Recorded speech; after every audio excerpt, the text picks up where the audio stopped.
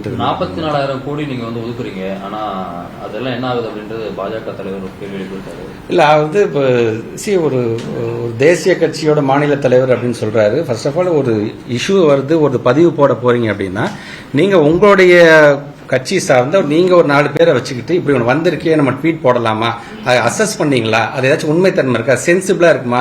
ஏன்னா நான் தேசிய கட்சியோட மாநிலத்தில் நான் ட்வீட் போட்டேன்னா அது ஒட்டுமொத்தமா பார்ப்பாங்க. அது தப்பா இருந்துச்சுன்னா நாளைக்கு என்னதான் கிண்டல் அடிப்பாங்கன்னாச்சு அதை புரிஞ்சிருக்கணும். அதை இப்போ இந்த 44,000 கோடி என்னாச்சுன்னு கேட்கறாருல, வெயிட் பண்ணுங்க. 2 to 3 months மானிய கோரிக்கை வரும். மானிய கோரிக்கை அடுக்கடுக்கான என்னன்னு நாங்கள் செஞ்சிருக்கோம் அப்படிங்கிறத நான் சொல்றேன். நான் ஆனால் இன்றைக்கு ஒரு கடந்த கால ஆட்சி 2011 2021 நகராம இருந்த ஒரு பள்ளிக்கல்வித்துறையை நின்று போன வண்டியை எல்லாரும் சேர்ந்து துறையை சார்ந்திருக்கின்றவர்களும் சரி, பத்திரிகை ஊடகத்தை சார்ந்திருக்க நீங்கள் தருகின்ற ஊக்கத்தின் சார்பாகவும் இன்னைக்கு அந்த வண்டியை நாங்கள் தள்ளிக்கிட்டு இருக்கிறோம். நாங்கள் அந்த வண்டியை தள்ளாம பின்னாடியே நின்றுட்டு இந்த பழைய படத்தில் வர மாதிரி தள்ளு தள்ளு தள்ளு தள்ளு அப்படின்னு சொல்றது எந்த ஒரு பிரோஜனமும் கிடையாது. அந்த வேலையை அவங்க செஞ்சுட்டாங்க. வார்த்தையில் விளையாடக்கூடாது. உள்ள அப்படியே எங்க ஃபீல்டில் இறங்கி யார் வேலை பார்க்குறாங்க, எவ்வளவு கஷ்டப்படுறாங்க, இன்னைக்கு இவ்வளவு ரிப்போர்ட் நாங்கள் கொடுத்துருக்கோம் அப்படின்னா எதனால் அப்படி வருது?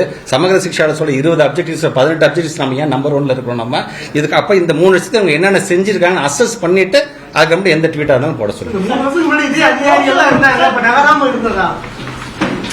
நன்றி, வணக்கம்.